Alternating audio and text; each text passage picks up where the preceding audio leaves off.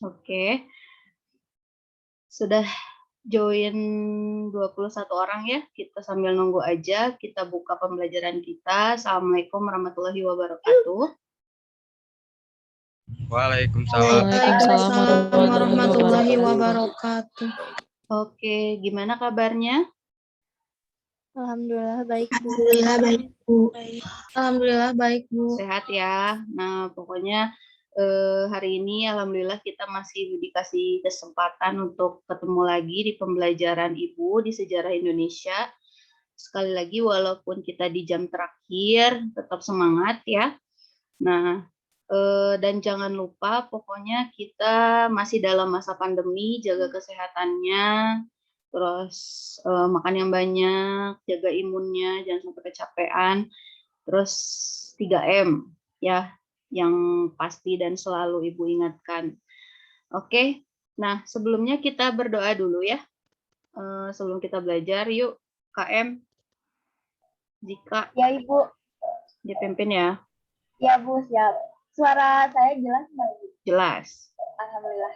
Sebelum memulai pembelajaran, alangkah baiknya kita berdoa menurut kepercayaan masing-masing. Berdoa dimulai.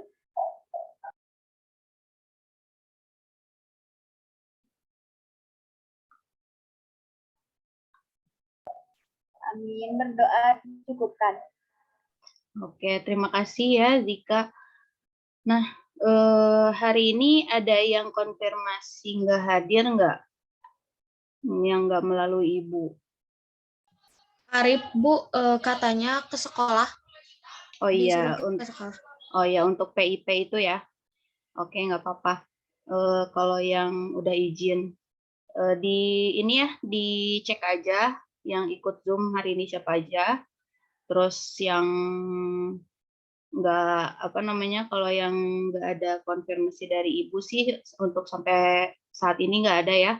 Semuanya seharusnya masuk gitu. Tapi melihat yang ikut hanya segini gitu, nanti kita lihat lagi lah. Oke, nah selanjutnya ini kalau misalnya kita di sekolah itu biasanya kan kita nyanyi Indonesia Raya ya untuk melatih atau mengingatkan kita untuk selalu bersifat nasionalisme gitu ya, meningkatkan nasionalisme kita. Nah, untuk kali ini coba sebelum kita belajar kita nyanyi satu lagu nasional ya, yang pendek aja. Masih ingat atau enggak nih, udah lama kan nggak dinyanyiin. Halo Halo Bandung, masih pada inget nggak? Ingat, Bu. Oke, yuk bareng-bareng ya. Makanya sekarang audionya di-on-in, kita nyanyi bareng-bareng. Ya, jangan malu loh, ini kan kita cuma sekelas ini aja. Dan Ibu, oke? Siap? Yuk, on audionya. Siap? 1, 2, 3. Halo Bandung, ibu kota periangan. Halo Bandung, kota kenang-kenangan. Sudah lama beta tidak berjumpa dengan kau. Sekarang telah menjadi lautan api, mari berebut kembali. Oke, nggak apa-apa agak-agak fales ya, karena kita juga bukan lagi pembelajaran seni ya. Nggak apa-apa, yang penting mah kita ingat gitu ya. Ingat sama peristiwanya, ingat sama lagunya. Nah, siapa yang tahu ini lagunya tentang peristiwa bersejarah apa sih? Tentang Bandung. Bandung, lautan, api ya. Itu Biru. waktu itu adalah perlawanan Indonesia itu terhadap Belanda untuk mempertahankan kemerdekaan. Nah, materi yang akan kita bahas hari ini juga masih berkaitan dengan perlawanan gitu ya. Nah, kali ini perlawanannya bukan perlawanan tentang kemerdekaan, karena itu belum kita bahas. Nah, ini masih sama dengan materi kita minggu lalu. Kalau minggu lalu kan kita membahas tentang perlawanan melawan Portugis ya. Nah, kalau sekarang kita akan bahas tentang perlawanan melawan VOC. Nah, ya di sini untuk perlawanan VOC ini ada beberapa capaian yang harus kalian capai gitu ya. Oke, Ibu share screen dulu.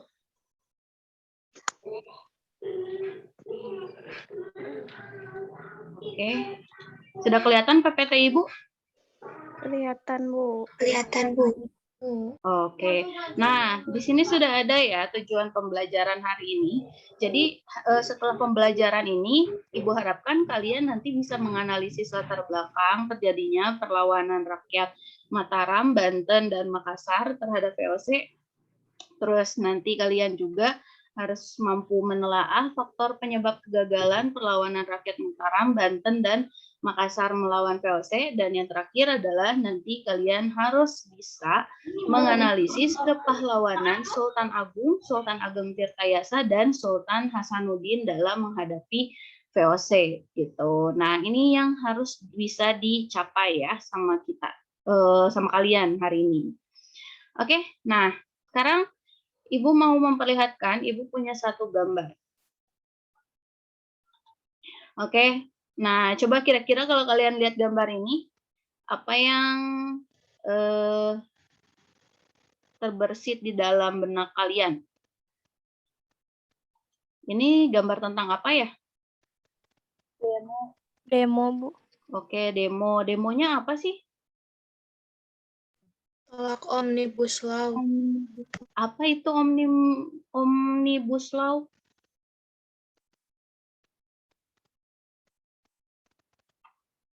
Pernah dengar kan? Atau enggak? Pernah, Bu. Pernah ya, ini sempat ramai banget beberapa waktu yang lalu ya. Di sini kita lihat, di sini betul, ini adalah demo. Demo menolak satu undang-undang yang akan disahkan oleh pemerintah, yang punya intinya undang-undang ini adalah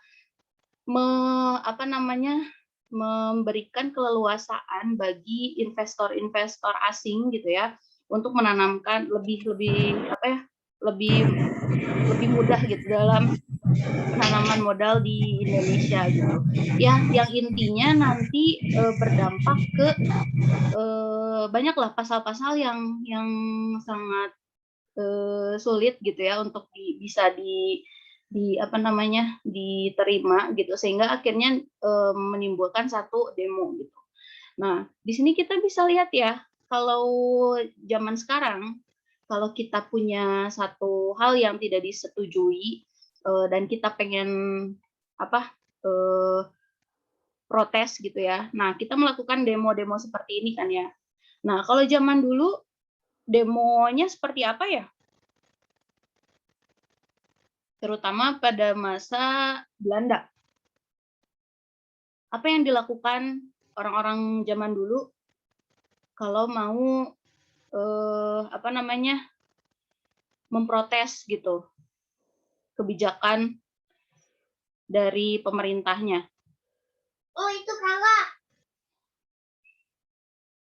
Melakukan perlawanan, Bu. Perlawanan seperti apa? Misalnya kayak pemberontakan. Nah, jadi masih bersifat fisik ya gitu. Jadi kalau sekarang betul hampir sama turun gitu ya, turun masanya banyak gitu. Tapi kalau sekarang kan lebih kayak mengeluarkan aspirasinya kayak gitu. Kalau dulu itu mereka membawa senjata gitu ya. Dan setelah ada di medan pertempuran itu sudah berbicara tentang hidup atau mati gitu ya. Nah, seperti itu. Nah, itulah yang terjadi gitu di masa lalu. Ininya kenapa ya? PPT Ibu. Sebentar ya.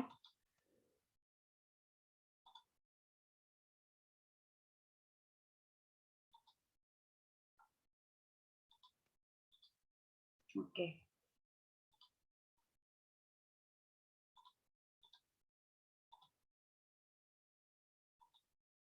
Oke, ya. Nah, kita lihat ya di slide selanjutnya. Di sini Ibu punya gambar 3 tokoh. Coba siapa sih gambar-gambar ini? Tokoh-tokoh ini siapa? Ada yang tahu nggak? Yang pertama Yang Sultan pertama Sultan Agung. Oh, betul. Ya, yang kedua?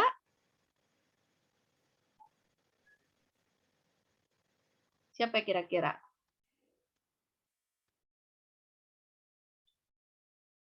Kalau yang ketiga? Sultan Agung Tirtayasa bukan? Nah, Sultan Ageng Tirtayasa itu yang ini ya. Sedangkan yang ini adalah Sultan Hasanuddin. Hasanuddin. Betul ya. Jadi 3 tokoh ini yang akan kita bahas ya. Karena 3 pertempuran ini yang akan kita bahas di pertemuan kali ini. Oke, perlawanannya ini ya, walaupun sebenarnya perlawanan melawan VOC itu ada banyak. Cuman kita di sini hanya akan membahas 3 aja, gitu ya, perlawanan Mataram, Banten, dan Makassar. Nah, di sini Ibu akan sedikit memberikan pengantar tentang latar belakangnya aja, gitu ya, latar belakang dari perlawanan Mataram, terus Banten dan Makassar ya. Nah, yang pertama di sini lihat ini adalah tokohnya Sultan Agung ya tadi. Nah, jadi kenapa Mataram itu akhirnya melakukan perlawanan? Itu karena VOC itu sudah melakukan monopoli perdagangan yang bertentangan dengan kebijakan ekonomi yang ada pada saat itu gitu. Terus VOC juga kayak menolak gitu mengakui kedaulatan dari kerajaan Mataram Islam. Nah, jadi Mataram Islam di sini merupakan satu kerajaan tapi sulit untuk apa ya dihasut gitu ya sama VOC ini karena tokoh Sultan Agung ini yang apa ya sangat sangat menentang gitu kepada VOC. Terus kemudian Sultan Agung ini kan punya satu cita-cita yaitu menyatukan seluruh Jawa di bawah kepemimpinannya Mataram. Tetapi di sini VOC jadi satu yang menghambat cita-cita tersebut. Makanya akhirnya nanti Sultan Agung ini melakukan perlawanan. Nah, itu ya singkatnya untuk perlawanan Mataram. Nah, kemudian perlawanan Banten. Nah, perlawanan Banten ini kenapa bisa berkobar? Yang pertama itu karena adanya persaingan dagang dengan VOC di Batavia. Batavia itu di mana ya? Masih ingat nggak? Kalau sekarang? Jakarta. Betul. Sekarang Jakarta ya. Ingat minggu kemarin Ibu sudah bahas kalau Batavia ini menjadi satu pintu gerbang perdagangan di Jawa gitu ya. Nah, pada saat VOC berkuasa di sini ada satu persaingan antara Banten dengan Batavia gitu. Nah, terus kemudian rongrongan VOC terhadap kehidupan politik di Kerajaan Banten juga menjadi sangat sangat bikin Banten ini sangat bermasalah gitu, terutama VOC ini berhasil menguasai atau menghasut putra dari Sultan Ageng Tirtayasa ini yang bernama Sultan Haji gitu. Jadi Sultan Haji ini jadi kayak antek-anteknya Belanda gitu ya atau VOC. Nah, jadi bahkan Sultan Haji ini melawan kepada ayahnya sendiri seperti itu ya. Nah, terus kemudian kita lihat perlawanan Makassar. Nah, Makassar ini latar belakangnya itu karena adanya kebijakan monopoli dagang VOC, terutama rempah-rempah hampir sama ya, semuanya karena adanya monopoli. Nah, ingat seharusnya kan satu kerajaan mereka pengennya berbagi gitu ya, atau berdagang itu tidak hanya dengan Belanda, tetapi justru pada saat itu VOC kayak berusaha gitu supaya si kerajaan-kerajaan yang ada di Nusantara itu hanya berdagang dengan VOC aja gitu dan ini ditentang gitu ya oleh penguasa-penguasa yang ada. Nah, akhirnya meletuslah perlawanan-perlawanan di berbagai daerah karena yaitu VOC-nya cari gara-gara lah kalau bahasa ininya mah ya. Nah, oke. Untuk lebih lanjutnya lagi, coba di sini Ibu tidak akan banyak membahas, tapi di sini justru Ibu pengen yang kalian bahas, yang melakukan melakukan analisis lebih jauh gitu ya. Nah, tentang kelanjutan dari perlawanan-perlawanan tadi. Nah, kebanyakan secara umum perlawanan-perlawanan yang terjadi itu mengalami kegagalan. Tapi kenapa sih bisa gagal gitu ya? Terus bagaimana peranan dari sultan-sultan tadi dalam setiap perlawanan yang ada? Nah, makanya di sini waktu kemarin Ibu sudah share tentang pembagian kelompok ya. Kalian sudah Ibu bagi ke dalam 6 kelompok. Nah, di sini topiknya coba diperhatikan untuk kelompok 1, kalian akan membahas tentang faktor penyebab kegagalan perlawanan Mataram. Ya, ini. Terus yang kelompok 2 itu kalian akan bahas tentang faktor kegagalan perlawanan Banten. Dan kelompok 3 itu kalian akan bahas tentang faktor kegagalan perlawanan Makassar. Nah, itu tentang faktor penyebab kegagalan ya. Nah, untuk peranannya yang pertama kelompok 4. Kelompok 4 kalian akan bahas tentang peranan Sultan Agung dalam perlawanan Mataram. Terus kelompok 5 kalian akan bahas tentang peranan Sultan Agung Tirtayasa dalam perlawanan Banten ya. Dan kelompok 6 kalian akan bahas tentang peranan Sultan Hasanuddin dalam perlawanan Makassar. Oke, ini yang sudah Ibu bagi. Jadi sekarang untuk mendiskusikan materinya ya, kalian coba masuk ke breakout rooms ya sesuai dengan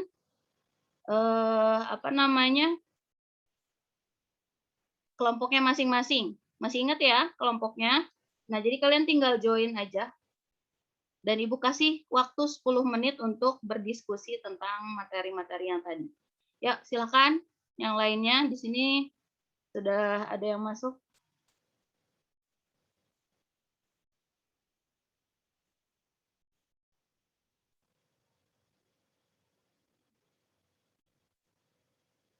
Yuk, yang belum, segera ya, join. Kelompok 5 nih, belum ada nih.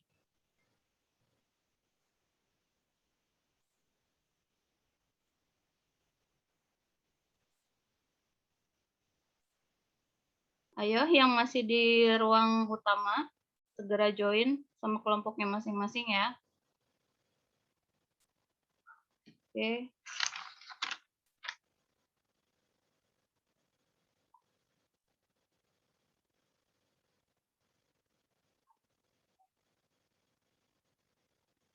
Yuk.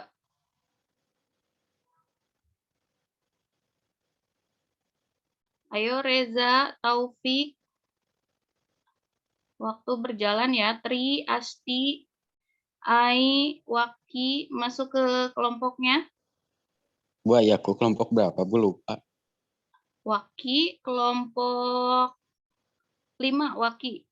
Masuk ke kelompok 5. Tri, masuk kelompok 4, Tri. Terus Asti, kelompok 1. Terus Taufik ke kelompok 2. Siap, Bu. Yuk. Ayo, Asti.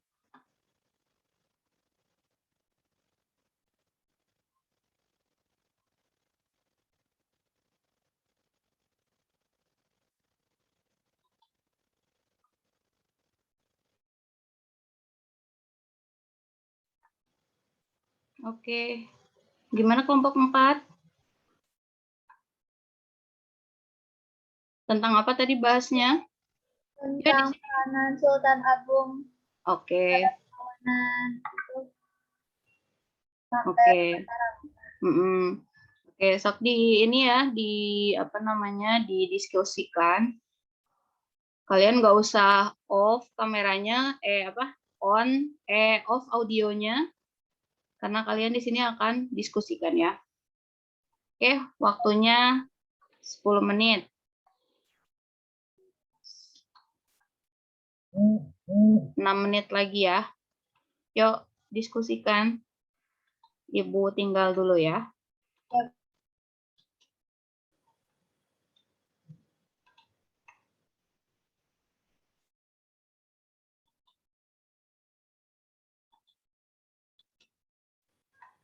Ayo kelompok 1, gimana diskusinya? Iya, Bu. Mau share screen, Bu? Boleh. Boleh, udah ada ininya. Udah, Bu. Udah ada, oke. Sok didiskusikan dulu ya. Iya, Bu. Ini bagi-bagi tugas atau gimana? Nanti udah ini siapa yang mau menjelaskan harus sudah siap ya. Iya, Ya. Bu. Oke.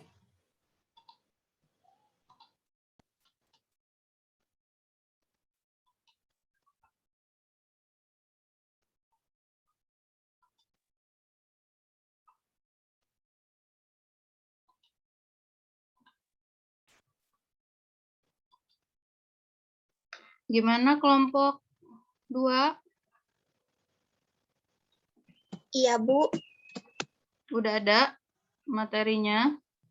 Udah, Bu. Udah dapat? Udah. Oke, cuman bertiga ini? Iya, Bu, sama Fatahila, Kaisha, sama Oke. Hendra. Oh iya, Hendra tadi izin nggak bisa ya? Iya. Ya udah, yang ada aja ya. Oke.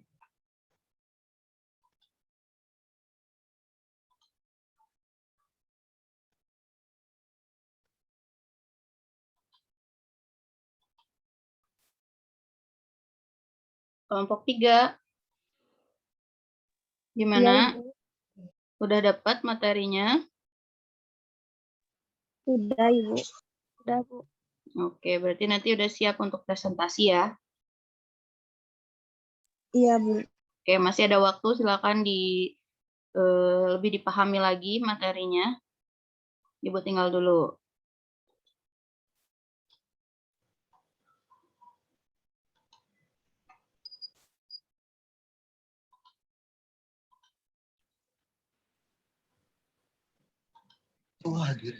Oke, kelompok 5, gimana udah dapet materinya?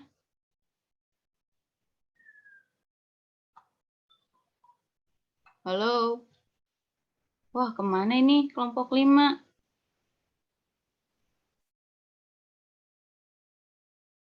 Irfan, Waki, Dua Reza, lagi Bu, belum pada masuk. nggak Belum pada apa-apa, masuk, yang Bu. ada aja. Yang ada aja. Ini waktu terus berjalan ya.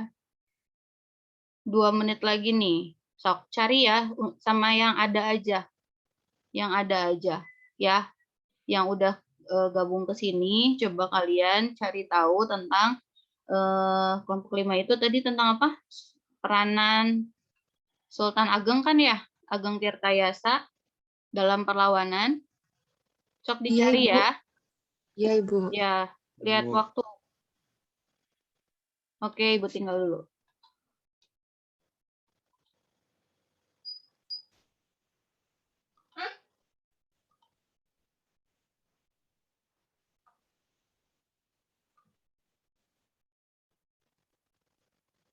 Oke, kelompok 6. Gimana? Sudah dapat? Untuk nanti dipresentasikan? Udah ada? Udah, Bu. Oke, masih ada waktu sedikit lagi, dipersiapkan lagi ya. Dan ini kita presentasi. Iya, Ibu. Oke. Baik, Bu.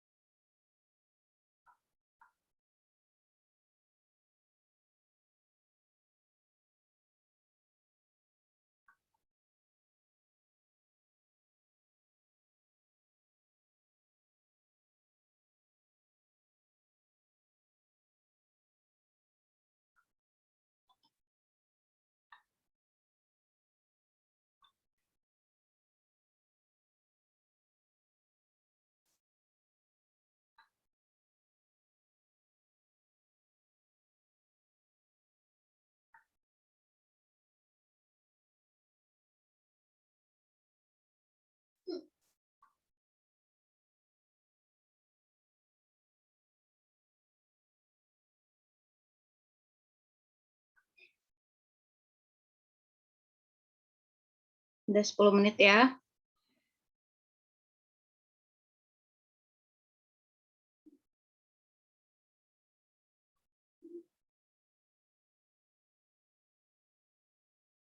Kita kembali ke ruang utama.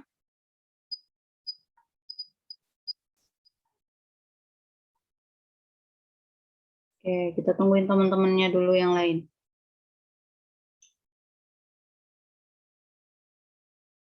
Oke. Sudah tergabung di sini semua ya? Yuk, sekarang kita mulai diskusinya. Iya, Ibu. Nah, mau berurutan atau mau diacak nih? Ada yang mau mencoba duluan?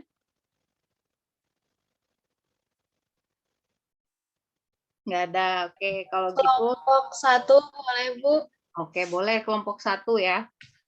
Diwakili oleh siapa? Sama saya, Bu. Oke, Azahra. Silakan Azahra. Izin share screen ya, Bu. Oke, boleh. Karena waktu kita terbatas, jadi tolong diperhatikan ya waktunya. Satu kelompok mungkin hanya kebagian 1 menit. Ya, yuk silakan dimulai kelompok 1.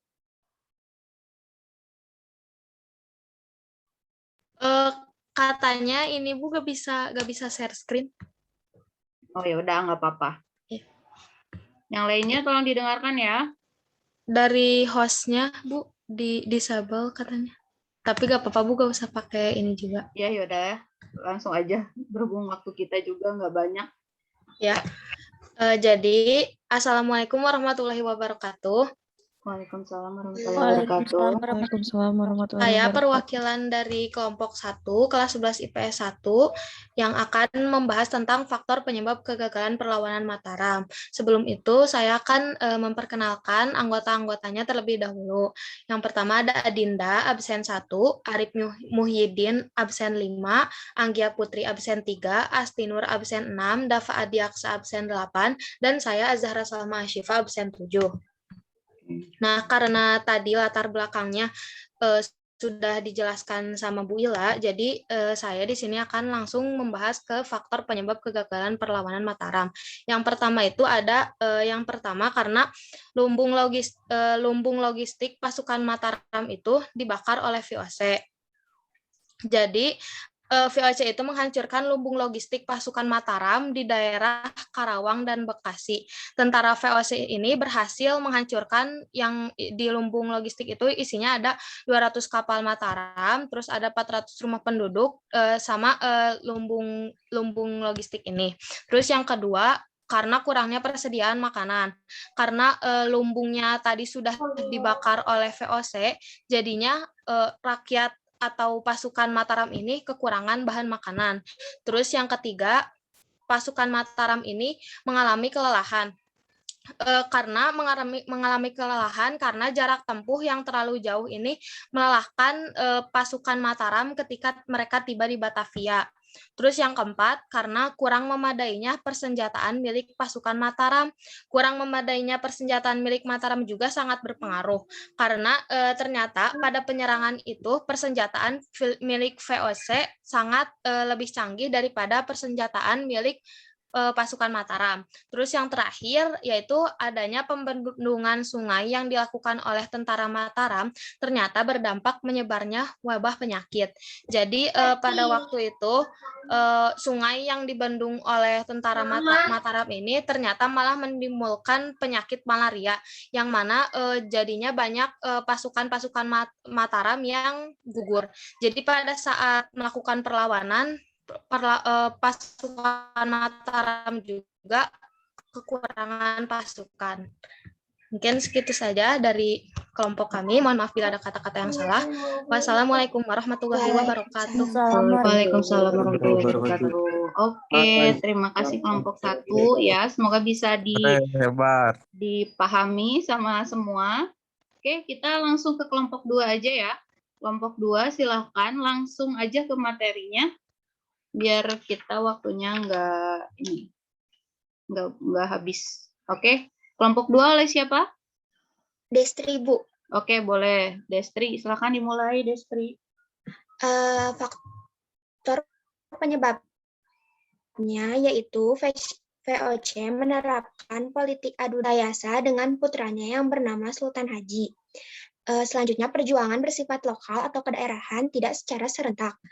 Lalu, secara fisik, menggunakan senjata tradisional seperti bambu runcing, golok, atau senjata tradisional lainnya, sehingga kalah dalam persenjataan. Yang ketiga, dipimpin oleh tokoh-tokoh karismatik seperti tokoh agama atau bangsawan. Lalu bersifat sporadis atau musiman. Efektifnya politik adu domba. Perlawanan tersebut tidak menampakkan hasilnya, bahkan selalu gagal dan dapat diberantas oleh penjajah. Lalu dalam perjalanan terjadi wabah penyakit malaria. Lalu tidak ada rasa persatuan di Banten itu. Mungkin dari saya segitu saja, Bu. Oke, terima kasih kepada Destri ya, perwakilan dari kelompok 2. Oke, kita lanjut ke kelompok 3. Diwakili oleh siapa? Kelompok 3. Oke, Tira. Silakan.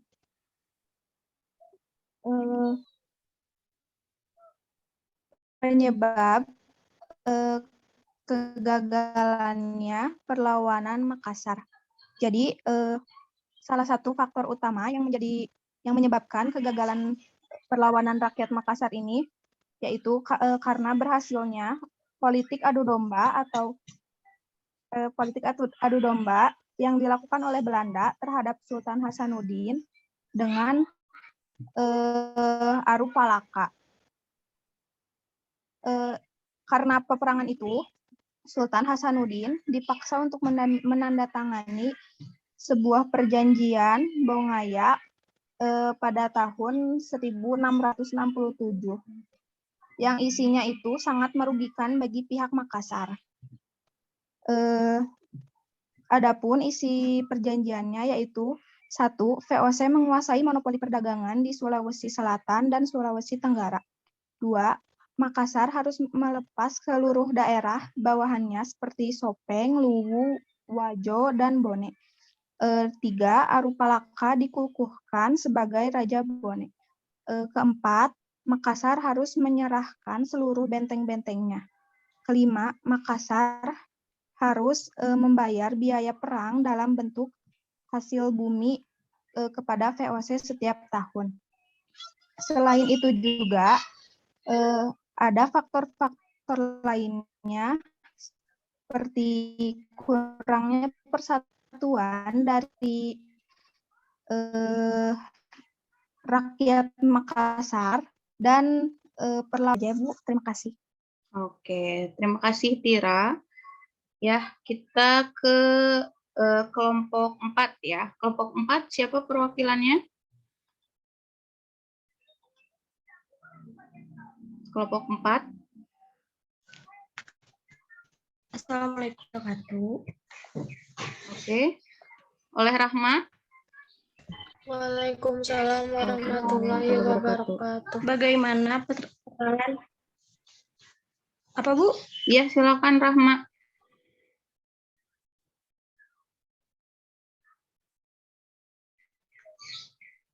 Ayo Rahma, dimulai. Bagaimana peran Sultan Agung pada Mataram? Sultan Agung yang nggak ada suaranya, Bu? Ada. Cuman tadi agak putus-putus, nggak apa-apa. Sok dilanjut aja.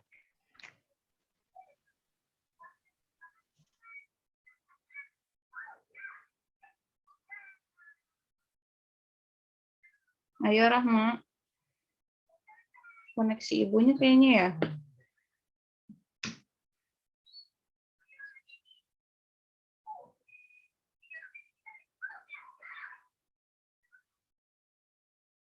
Menguasai semua daerah di Jawa kecuali Banten dan Batavia. Sultan Agung menerapkan peraturan untuk mencegah perebutan tahta Satuan kesatuan angkatan perangnya untuk merebut Batavia, Majapahit, Batavia dari darat dan dari laut. Serangan dilancarkan dalam waktu yang tepat, dan bersamaan Angkatan Laut Mataram menyamar sebagai pedagang bahan makanan dan membawa beras ternak dan bahan lainnya untuk dijual ke POC. Serangan mendadak oleh Angkatan Laut Mataram terhadap benteng pertahanan di tepi laut, sedangkan serangan dalam kota dilakukan oleh Angkatan Darat di sebelah selatan. Dengan siasat tersebut, Belanda tidak bisa bergerak bila POC lari ke arah timur dan akan terbenam ke dalam rawa-rawa. Jika lari ke arah barat, akan jatuh ke pergerakan Jayakarta dan Banten. Dalam segi perdagangan, Sultan Agung juga melakukan siasat untuk melarang penjualan beras ke Batavia mulai 1626, sehingga perdagangan beras POC akan macet, tidak tergantung lagi pada beras dari Mataram. Sultan Agung melakukan penyerangan 2 kali kepada POC tahun 1628 dan 1629. Selama masa penyerangannya, Sultan Agung dan pasukan berhasil menyerang benteng Hollandia dari POC, namun karena perbekalan yang semakin menipis akan adanya bahaya kelaparan, pasukan Sultan Agung tidak berhasil mempertahankan benteng tersebut. Meski tidak membawa keberhasilan untuk merebut Batavia secara keseluruhan, tekad akan semakin untuk mengusir POC menjadi bukti Sultan Agung. Dah. Assalamualaikum warahmatullahi wabarakatuh. Oke, terima kasih Rahma untuk kelompok 4 ya. Kelompok 5 diwakili oleh siapa kelompok 5? Sama Ibu. Oke, boleh Ai. Yuk Ya, dimulai ya. Iya Bu. Jadi peranan dan kepahlawanan Sultan Ageng Tirtayasa. Sultan Ageng Tirtayasa ini atau biasa disebut Pangeran Surya berkuasa antara tahun 1651 sampai 1683. Selama berkuasa, peranan pangeran ini peranan Sultan Ageng Tirtayasa ini tidak sebatas memajukan Kesultanan Banten saja, tetapi juga dengan gigih menentang VOC. Berkat kegigihannya ini dalam membela bangsa Indonesia, beliau bahkan dicap sebagai musuh bebuyutan Belanda. Mungkin itu aja, Bu. Oke, terima kasih Ai. Kelompok 6 terakhir. Sama Lifta, Ibu. Oke, boleh Lifta. Oke, di sini saya akan menyampaikan peranan dan keperlawanan Sultan Hasanuddin. Untuk Hasanuddin tersendiri itu berasal dari Sulawesi Selatan dan ia menjadi penguasa di kerajaan Islam yang bernama Gorontalo. Dia berjuang melawan kesewenangan penjajah Belanda atau VOC dengan gigih dan hanya bisa ditaklukkan Belanda dengan taktik liciknya, yakni politik adu domba ya, atau divide impera. Selanjutnya, saking Sultan Hasanuddin ini berani untuk mengusir penjajah, ia tuh diberi julukan oleh Belanda itu sebagai ayam jantan dari timur atau the Half van de Oosten. Dan ia wafat pada tanggal 12 Juni 1670 karena penyakit yang ia derita, dan ia tidak akan pernah mau bekerja sama dengan Belanda hingga akhir hayatnya. Mungkin itu aja Bu yang bisa saya sampaikan.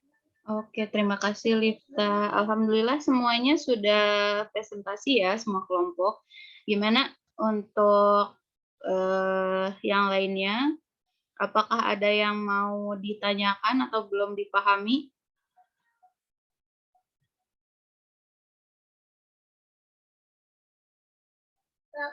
Gimana? Sepertinya tidak ada, Ibu. Udah cukup paham semua? Paham, Bu. Oke, kalau gitu berarti di sini materi yang sudah kalian bahas barusan itu Ibu anggap kalian sudah paham karena tidak ada yang bertanya ya. Nah, jadi di sini kita tadi sudah bahas kelompok 1 itu tentang kenapa apa namanya, perlawanan Mataram itu mengalami kegagalan ya. Kelompok 1, 2, dan 3 itu mengenai faktor penyebab kegagalan. Ternyata banyak ini ya, banyak faktor yang membuat apa mengalami kegagalannya dari pertempuran-pertempuran tersebut gitu. Ada yang dari dalam gitu ya, ada yang memang dari VOC-nya gitu. Ya. Nah, oke, coba di sini coba bisa ada yang kalau sudah paham berarti sudah bisa menyimpulkan ya. Nah, coba kita simpulkan apa aja sih yang barusan sudah kita bahas.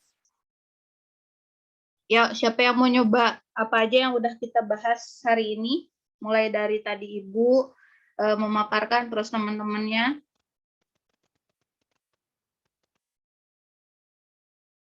Ayo, siapa yang mau nyoba?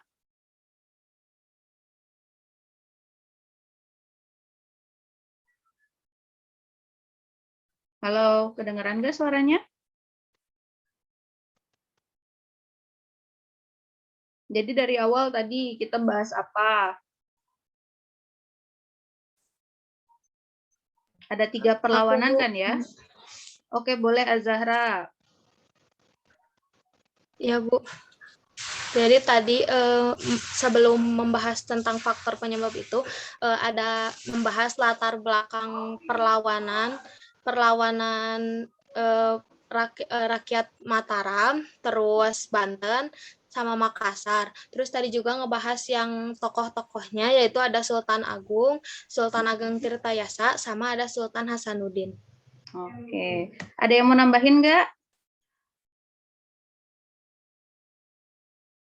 Tadi Azahra sudah membahas tentang latar belakang dan tokoh-tokohnya. Nah, coba tentang faktor kegagalannya nih, kita simpulkan. Siapa yang mau nyoba? Ayo, nggak apa-apa, namanya juga kita belajar ya. Kalau misalnya nanti salah, nggak apa-apa. Nanti kita luruskan bareng-bareng. Jangan takut salah. Jangan malu juga untuk berbicara. Supaya kalian terlatih juga. Ya, ayo siapa?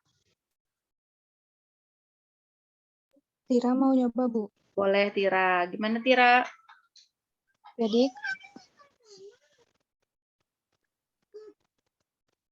Tira suaranya. Nah, jadi kalau disimpulin dari ketiga perlawanan itu, penyebab kegagalan 3 perlawanan itu rata-rata karena kurangnya persenjataan, jadi terus sama perlawanannya yang ke daerahan, Bu. Oke. Ada lagi nggak? Bagus jawaban Tira. Ada yang menambahkan? Tidak ada? Oke. Jadi betul ya. Jadi tadi kita udah bahas tentang latar belakang, terus kemudian peranan dari tokoh-tokoh tersebut. Jadi kita bisa lihat bahwa dalam perlawanan ini yang berperan besar adalah sultan-sultan tersebut ya, tokoh-tokoh besarnya. Jadi karena sultan-sultan ini bergerak, akhirnya dia bisa membawa atau membawa si masyarakatnya ini bisa melakukan perlawanan gitu. Nah, tapi ternyata banyak hal gitu ya, banyak hal yang membuat perlawanan ini gagal. Nah, tadi salah satunya adalah yang belum terbahas mungkin adalah tentang persatuan ya, masih kedaerahan gitu. Jadi di sini belum adanya persatuan dan kesatuan. Jadi di sini masih bersifat kerajaan Makassar dengan Makassar aja gitu. Terus kemudian tadi Mataram dengan Mataram gitu. Jadi belum ada persatuan di situ. Oke, Ibu sangat mengapresiasi dengan diskusi kali ini. Bagus sekali kalian jawabannya. Ibu harap nanti minggu depan yang melakukan presentasi ya, karena minggu depan kita akan masih berkelompok. Mungkin jangan orang-orang yang sudah itu ya, nanti lagi nanti harus bergantian supaya semuanya ikut gitu. Oke. Nah, hasil dari hasil dari tadi bahasan kita itu coba nanti kalian tuangkan ke dalam LKPD, coba dibuka ya ininya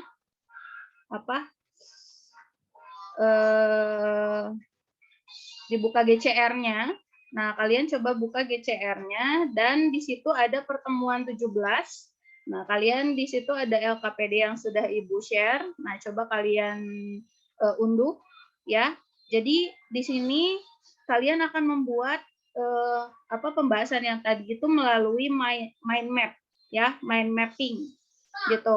Coba kalian cari searching mind mapping itu yang seperti apa. Nah, nanti tugasnya harus berbentuk mind mapping. Kenapa? Karena Ibu pengen inti-intinya saja yang dimasukkan ke dalam LKPD gitu. Kira-kira ada pertanyaan nggak untuk LKPD-nya? Sudah dibuka? Sudah dicoba dibuka LKPD-nya?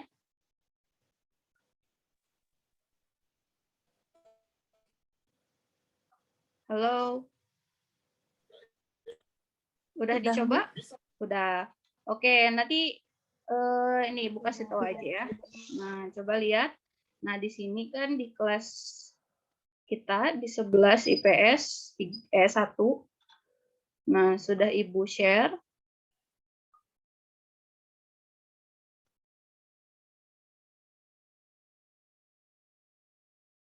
Oke, koneksinya.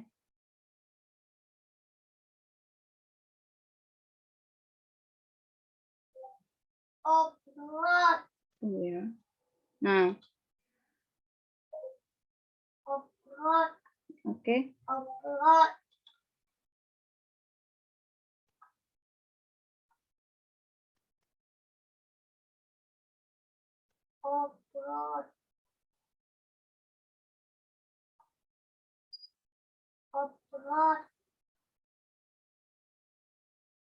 Wah, ini koneksi ibunya kurang bagus ya. Nah, ya, jadi nih ada LKPD. Nah, kalian coba kerjakan bersama kelompoknya dan yang dimasukkan adalah ini hanya inti-intinya saja dan dalam bentuk mind mapping ya. Jadi mind mappingnya dibuat di sini. Boleh pakai bentuknya mind mappingnya boleh bentuk tabel atau kalian tulis sendiri gitu ya, dibikin sendiri kemudian nanti difotokan boleh, itu terserah kalian. Nah, jangan lupa kerjakan sesuai tenggatnya ya. Nah, sekarang seperti biasa Ibu ingin mengukur pemahaman kalian ya. Jadi coba dibuka, di sini udah ada link quizzes. Nah, Ibu pengen mengadakan post test. Jadi coba kalian kerjakan sejauh mana kalian paham sama materi yang barusan. Oke, ini boleh dikerjakan setelah Ibu tutup ya. Tapi Ibu harap segera dikerjakan karena ini waktunya juga cuma sampai sebentar gitu. Ya, ini hanya ada 10 soal. Oke. Mungkin cukup sekian ya untuk materi kali ini. Kita bertemu lagi minggu depan ya, dengan pembahasan mengenai perlawanan melawan kolonial Belanda. Oke, ada yang mau disampaikan lagi nggak? Atau cukup aja? Cukup. Cukup aja ya. Oke, kalau gitu sampai di sini aja Ibu tutup ya. Akhir kata, wassalamualaikum warahmatullahi wabarakatuh. Waalaikumsalam. Waalaikumsalam warahmatullahi wabarakatuh. Terima kasih, Bu. Oke, sama-sama.